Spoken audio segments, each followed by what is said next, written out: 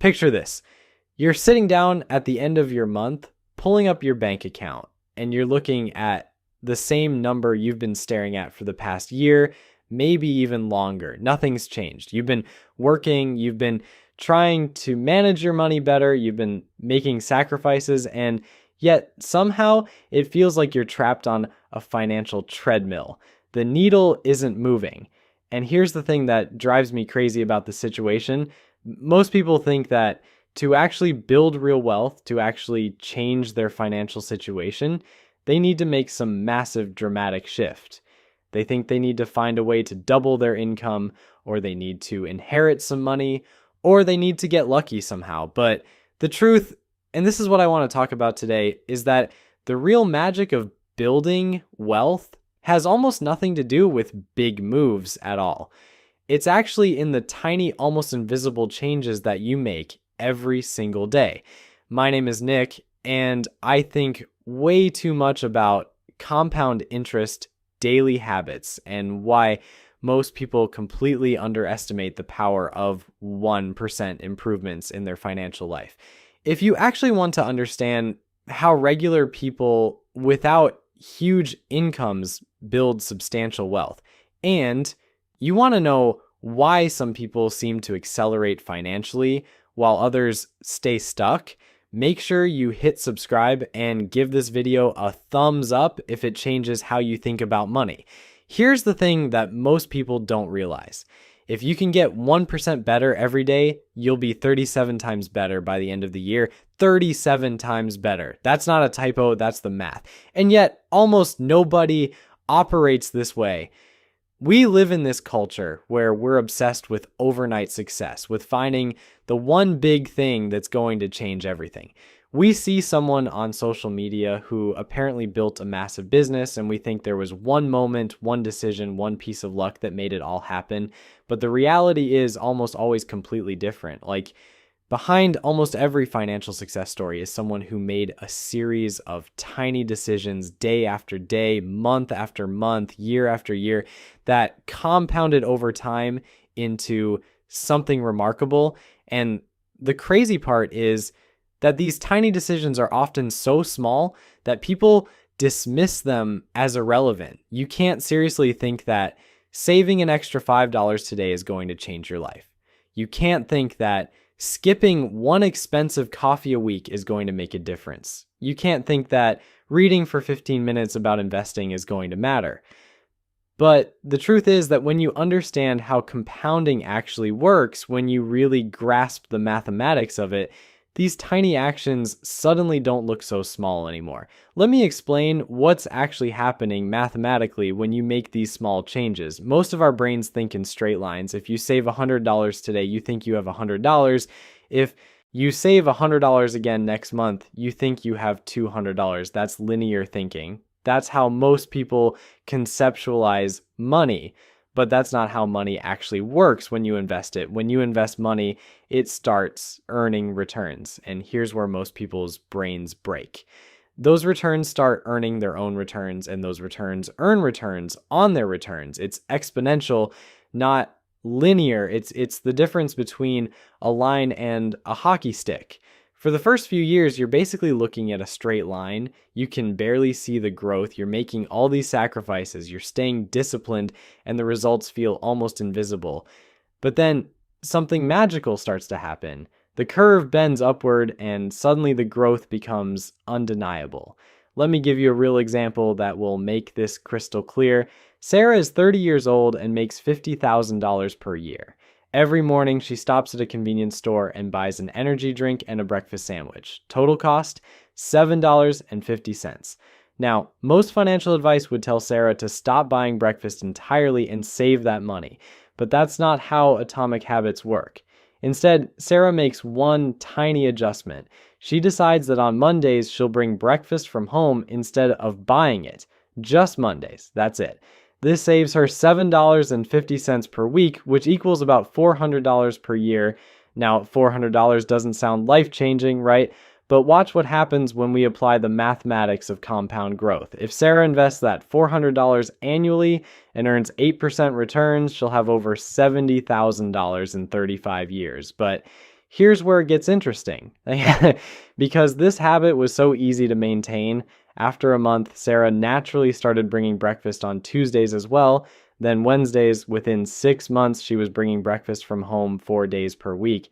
Now she's saving $30 per week, which equals about $1,500 annually. Invested at 8% for 35 years, this becomes over $250,000. The psychological problem with this, and this is really important to understand, is that for the first several years, you won't feel like it's working. You'll see almost no progress, and then your brain will tell you that this approach is pointless. This is called the plateau of latent potential. And it's probably the biggest reason why people give up right before they're about to break through. You're doing everything right, you're staying consistent, and nothing seems to be happening. It's like pushing a boulder up a hill in the dark where you can't even see if you're making progress. Most people quit at this exact moment. They think this isn't working, and they go back to their old habits. But here's what they don't realize. Behind the scenes, the system is working. Your habits are creating a foundation. Your money is beginning its exponential journey. You're not seeing results yet, but the results are coming. They're just delayed. The most powerful outcomes of any compounding process are delayed. That's the phrase that should haunt you in a good way, because understanding this is what separates people who build wealth from people who stay stuck. Yeah. Now, here's something else that most people completely miss about atomic money habits. It's not just about the money itself. It's about the person you become in the process of building those habits. When you commit to saving $5 a day, you're not just accumulating money. You're literally rewiring your brain. You're developing the ability to delay gratification, which is honestly probably the most valuable financial skill anyone can learn. Think about it. Every day you choose not to spend that $5. You're making a decision that your future matters more than your immediate comfort. You're voting for a version of yourself that values long-term security over short-term pleasure. And when you do that day after day, week after week, you start to become that person. You start seeing yourself differently. You start making other financial decisions from that new identity. Maybe you were the kind of person who always bought the name brand when you were out shopping, and now you're the kind of person who compares prices because that's what financially aware people do. Maybe you were someone who ate out constantly, and now you're becoming someone who cooks at home most nights because you understand the power of small savings. This identity shift is where the real magic happens. You're not white knuckling through deprivation. You're becoming a different person. And when you're that person, all the financial habits that used to feel impossible suddenly feel normal. Here's something that will probably surprise you about how this actually works in practice. The biggest barrier to building atomic money habits isn't actually motivation or discipline, it's friction. I guess if saving money requires you to manually go through some complicated process every month, most people won't do it consistently. But if you automate it, if you set it up so the money automatically transfers from your paycheck to a savings or investment account before you even see it, suddenly the habit becomes effortless. This is why automation is so powerful. You're removing the decision-making component.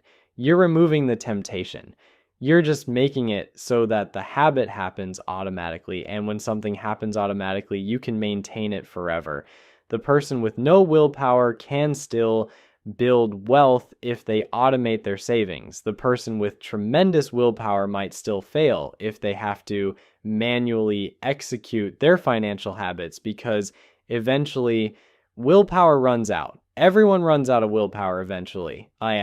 But systems never run out. A system that's been set up to run automatically will keep running whether you're motivated that day or not. Think about how powerful that is. You could be going through a terrible month where you're stressed about work, your relationships are struggling, you're dealing with health issues, and you don't have the emotional energy for anything. But your automated savings, it still happens. Your automatic investment contribution still goes through. You're building wealth while you're sleeping, while you're dealing with life's chaos, while you're completely distracted by everything else. This is why you should be far more concerned with your current trajectory than with your current results. Right now, wherever you are financially, whatever your bank account looks like, it doesn't really matter that much. What matters is the direction you're moving in. If you're earning $40,000 a year and saving $500 a month, you're on a path toward financial security. That's a great trajectory. If you're earning $150,000 a year and spending $160,000 a month, you're on a path toward financial ruin, regardless of how much you currently have. Your outcomes are a lagging measure of your habits. Your net worth right now is basically a report card on the financial habits you had 3, 5, or 10 years ago. But the financial position you'll be in 10 years from now, that's being determined by the habits you're building today. This is why understanding this concept is so important, because it means you have more control over your future than you think. You can't change your past financial decisions, but you can change your habits starting right now. And those changed habits will compound into a completely different financial future. Here's another thing that really matters when you're thinking about atomic money habits. Most people approach habits like they're on a diet. They go all in, they make huge changes, they completely overhaul their financial life, and then 6 weeks later, they're exhausted and they fall back into their old patterns. Bigger changes aren't better. In fact, smaller changes are almost always better because smaller changes are sustainable. The person who tries to save 40% of their income might be able to do it for a month, but they'll burn out. The person who commits to saving 5% of their income and then gradually increases it over time as their income grows or they optimize their spending can do it for decades. And decades of consistent 5% savings will absolutely destroy occasional 40% savings attempts. Consistency beats intensity every single time in the compounding game. This is why the best financial habits are the ones that feel almost impossibly easy. If your financial habit feels like a massive sacrifice, you're not going to maintain it. If it feels like you're barely making a change, that's actually a sign you found something sustainable.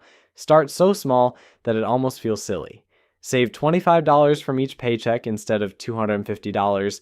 Spend 15 minutes learning about investing instead of completely overhauling your portfolio.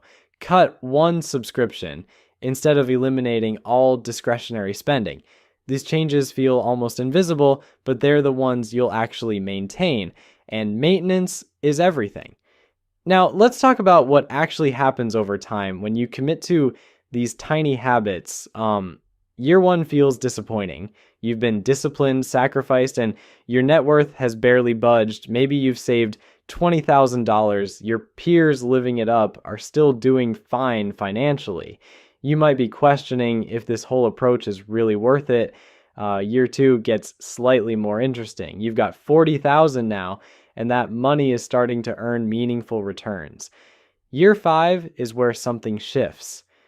You have over $100,000, and because of compounding, your money is now generating thousands of dollars in free growth every single year. Your money is doing more work than you are. This is huge. Year 10 gets genuinely exciting. You might have $250,000 to $350,000 depending on your specifics. Your passive income is generating $15,000 to $20,000 per year without any effort from you. Year 20 is where things become truly transformative. You might have $800,000 to $1.2 million. Your investment income alone is generating $50,000 to $70,000 annually. You're starting to see a world where you can actually make choices based on what you want rather than what you financially have to do. Year 30 is where everything becomes undeniable reality. You've built a multi-million-dollar portfolio. Your passive income is substantial and entirely generated from the small, consistent decisions you made decades earlier. The small amounts you started with have compounded into your entire retirement foundation. But here's the tricky part about this whole process. Most people don't actually make it through year 5. They get discouraged during years 2 and 3 when the results are still invisible, and they go back to their old habits. This is tragic because they're abandoning the approach right before it starts to work. The difference between someone who builds $1 million portfolio and someone who doesn't isn't usually their starting salary or the luck they had. It's whether they stayed committed through years 2 and 3 when the results were invisible. This is why understanding the mathematics is so important. When you know that the plateau of latent potential is a real thing, when you understand that compounding takes time to reveal itself, you can push through that discouraging period with confidence instead of doubt. You're not wondering if the approach works. You know it works mathematically. You're just waiting for the results to become visible.